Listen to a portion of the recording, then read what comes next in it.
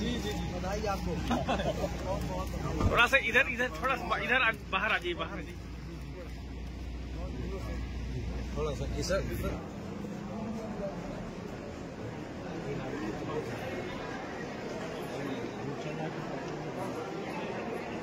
हम सबके बीच में मध्य प्रदेश शासन के लोकप्रिय उप मुख्यमंत्री जी का आगमन हो रहा है। कृपया जोरदार तालियों के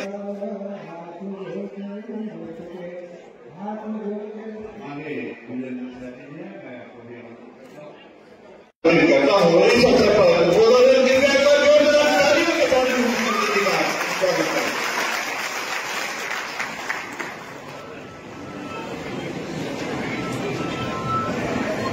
पीएम सूरज पोर्टल के शुभारंभ के देशव्यापी जो कार्यक्रम हो रहा है पूरे देश में 525 जिलों में, इसी प्रकार से वर्चुअली जुड़ने का समय अब नजदीक आ रहा है जब प्रधानमंत्री जी सबको संबोधित करेंगे। हमारे मध्य प्रदेश में 3 जिलों में ये कार्यक्रम हो रहा है। धार में मुख्यमंत्री जी उपस्थित रहेंगे, नरसिंहपुर में जगदीश देवराज जी उपस्थित रहेंगे जो हमारे उप मुख्यमंत्री जी हैं, और सिंगरौली में 3 जगह ये कार्यक्रम मध्य प्रदेश में हो रहा है।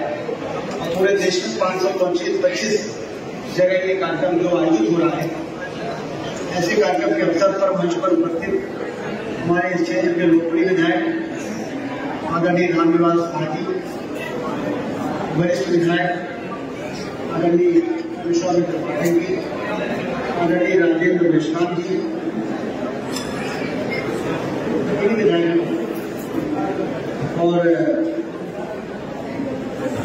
भारतीय जनता पार्टी के जिलाध्यक्ष आदरणीय रामचंद्र गुप्ता जी, लोकसभा में जिनको मोदी जी ने इस बार प्रत्याशी बनाया है के डॉक्टर राजेश मिश्रा जी को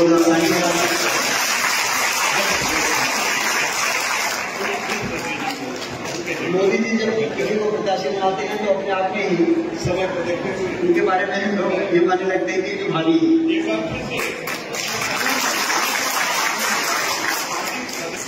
आदरणीय गिरीश द्विवेदी जी हमारे पार्टी के बहुत ही वरिष्ठ नेता हैं। आदरणीय राम लल्लू वैश्य जी कई बार विधायक रहे, महापौर रहे। आदरणीय राम लल्लू वैश्य जी, सुभाष वर्मा जी पूर्व विधायक हमारे युवापति, नगर निगम के स्पीकर आदरणीय पांडे जी, देवेश पांडे जी, आदरणीय के तिवारी जी, पार्टी के बहुत ही वरिष्ठ नेता, आदरणीय राजेंद्र पांडे जी पार्टी के बहुत वरिष्ठ नेता हैं। और यहाँ पर उपस्थित जिले के कलेक्टर परमार साहब और एसपी साहब, और यहाँ पर उपस्थित सभी प्रबुद्ध नागरिकगण यहाँ पर दिखाई दे रहे हैं, और ऐसे समाज के लोग दिखाई दे रहे हैं जिनके लिए कार्यक्रम आयोजित है। हमारे पास शादी भी है, बेटे बेटियां भी हैं, सभी लोग भी यहाँ पर उपस्थित हैं। और बंधु पीएम स्वराज का फुल फॉर्म होता है प्रधानमंत्री सामाजिक उत्थान और क्या है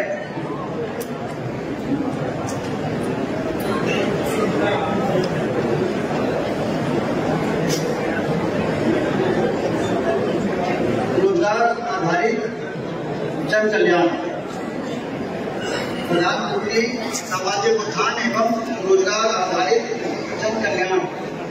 यदि सब स्वराज का फुल फॉर्म करेंगे तो एस फॉर सामाजिक, यू फॉर उत्थान, आर फॉर रोजगार, ए फॉर आधारित, जे फॉर जन कल्याण।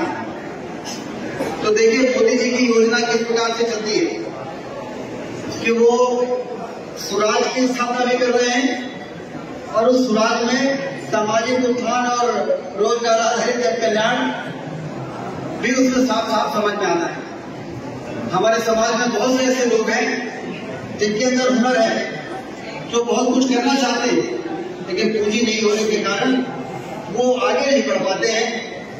भारतीय जनता पार्टी का हमेशा से ये सिद्धांत रहा। पंडित दीनदयाल उपाध्याय ने कहा था कि समाज के अंतिम छोर पर खड़ा हुआ व्यक्ति जिस दिन अपने को ये माने कि सरकार उसके लिए काम कर रही है, वही सरकार वास्तव में जनता की सरकार होती है। ये उनका मंत्र था। समाज के अंतिम छोर पर खड़ा हुआ व्यक्ति जब मुस्कुरा दे, जब प्रसन्न हो जाए, जब दोनों हाथ ऊपर उठाकर बोल दे कि हाँ हमारी समस्या का समाधान हुआ है, तभी हमारा लोकतंत्र सफल हुआ है, हम लोग मान पाएंगे। ये काम कौन कर रहे हैं? ये मोदी जी कर रहे हैं। उन्होंने देश के करोड़ों लोगों के घरों में शौचालय बनवाए जो खुले में शौच में जाते थे। करोड़ों लोगों के कच्चे मकान को पक्के मकान में बनवाया। करोड़ों लोगों को आयुष्मान कार्ड दिलाया जिससे कि 5 लाख रुपए तक का इलाज उनका मुफ्त में हो सके। बड़े से बड़े अस्पताल में गरीब से गरीब आदमी का उज्ज्वला गैस योजना उन्होंने दिया।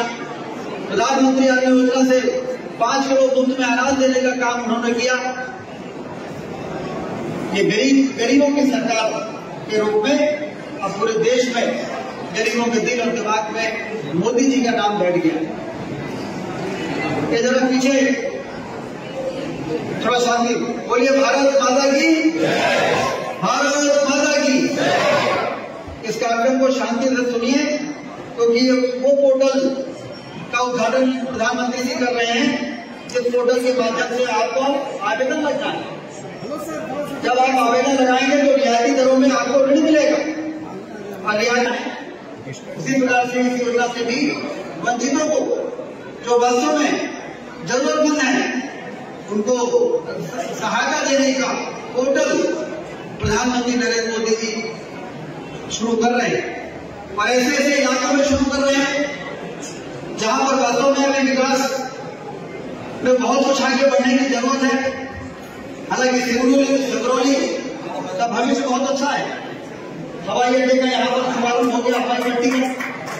ये जो रोड सीधी से सिंगरौली नहीं बन पा रही थी, इसका 3 टुकड़ों में नया टेंडर हो गया। अभी बहुत ही नहीं है, इसमें तो हो जाएगा। सिंगरौली रेलवे लाइन के लिए पूरे रेलवे मंत्रालय को हमने झोंक दिया है। सीधी और रीवा सीधी सिंगरौली में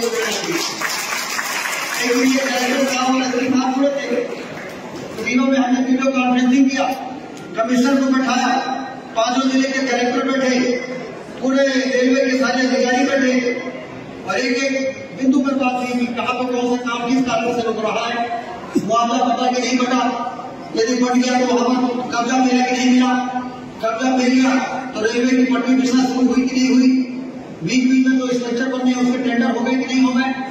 अब वो ज्यादा दिन दूर नहीं है जब रीवा से हाईवे भी अच्छी पूरी हो जाएगी और रीवा से रेलवे लाइन भी अच्छी पूरी हो जाएगी और सीधे हमारा कलकत्ता और नॉर्थ ईस्ट से हमारा विंध्य क्षेत्र पूरी तरह से जुड़ के और एक आर्थिक तरक्की, आर्थिक प्रगति की ओर हमारा ये विंध्य क्षेत्र आगे बढ़ना शुरू होगा। इसलिए मैं हमेशा कहता हूं कि हिंदुस्तान में सबसे विकसित इलाका, समृद्धशाली इलाका बनने की क्षमता यदि किसी इलाके में है तो हमारे विंध्य क्षेत्र में है। रीवा सबसे विकसित इलाका बनने की क्षमता है। लेकिन विकास के लिए अच्छी सड़कें, अच्छी रेलवे, अच्छे हवाई अड्डे, सिंचाई के नहरों का जाल, ये सारी करना थी जिसके कारण सब कुछ होने के बाद भी हम तरक्की की उड़ान भरने में सफल नहीं हो पाए। लेकिन आप सबको मैं इसके लिए श्रेय देता हूं कि आपने लगातार मोदी जी के हाथों को मजबूत किया।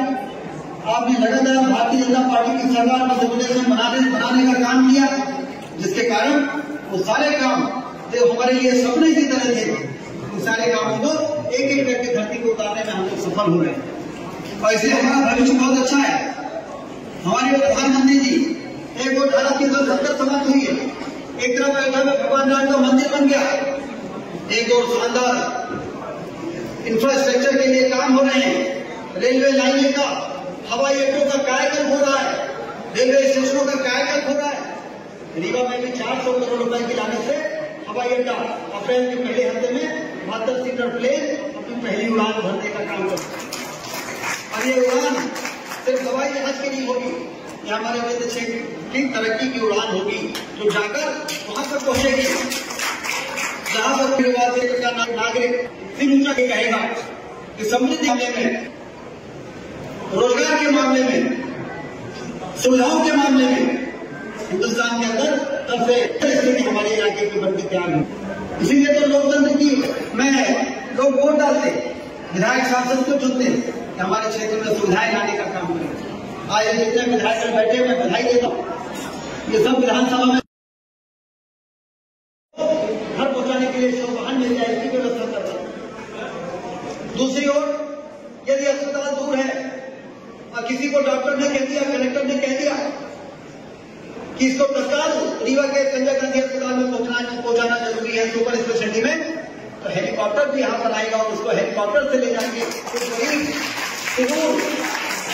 आदिवासी जिसके जेब में 10 रुपया नहीं है उसको हेलीकॉप्टर से विजिट करके यदि सुपर स्पेशलिटी में रीवा में पहुंचाने की जरूरत पड़ेगी तो हेलीकॉप्टर रहेगा, एम्बुलेंस से शुरू करने की तैयारी प्रदेश की सरकार कर रही है। ये जनता की सरकार है, ये जनता के कल्याण के लिए दिन रात चिंतन करने वाली सरकार है। तो एक तरफ राज्य सरकार की योजनाएं डॉक्टर मोहन यादव जी की और एक तरफ केंद्र सरकार की योजनाएं हमारे प्रधानमंत्री नरेंद्र मोदी जी की। ये दोनों सरकारों ने डबल इंजन की तरह काम करके देश की समस्याओं को एक एक करके दूर करने का जो इतिहास रचा है, और इसीलिए देश के कोने कोने से आवाज आ रही है कि मोदी जी को तीसरी बार प्रधानमंत्री बना देंगे तो भारत विश्व गुरु के स्थान पर जाकर विराजित है। यह हमारा पुराना सपना रहा है, भारत को विश्व गुरु बनाना।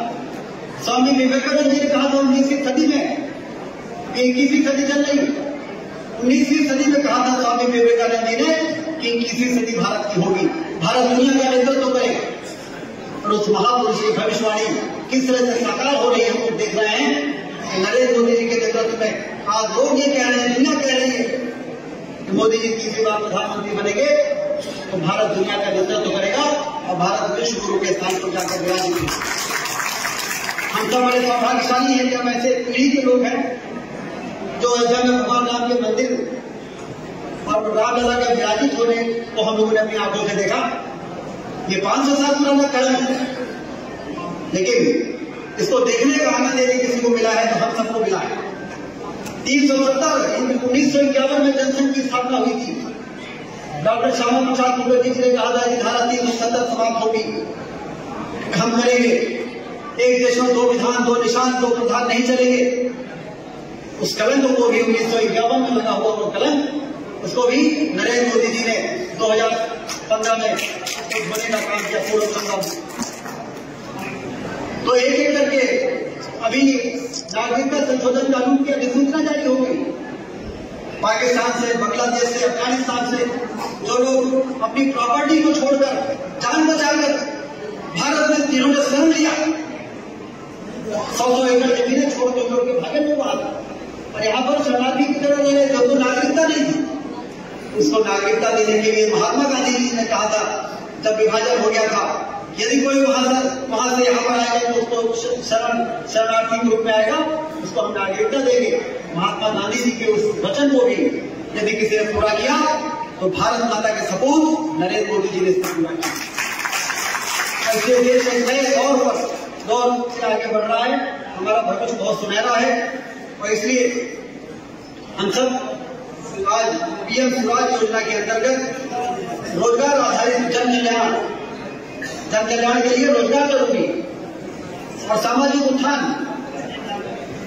पीएम स्वराज इस नाम से जो पोर्टल आज शुरू हो रहा है, इसकी हमारा जो जिला प्रशासन है इसका कितना व्यापक प्रचार प्रसार होगा, इसमें विशेष ध्यान देना है कि इस पोर्टल का, इस कार्यक्रम का ज्यादा प्रचार प्रसार होगा तो लोग आगे आएंगे, लाभ उठाएंगे। और मुझे बताया गया है कि 23-24 के दौरान कवर किए गए इस योजना के अंतर्गत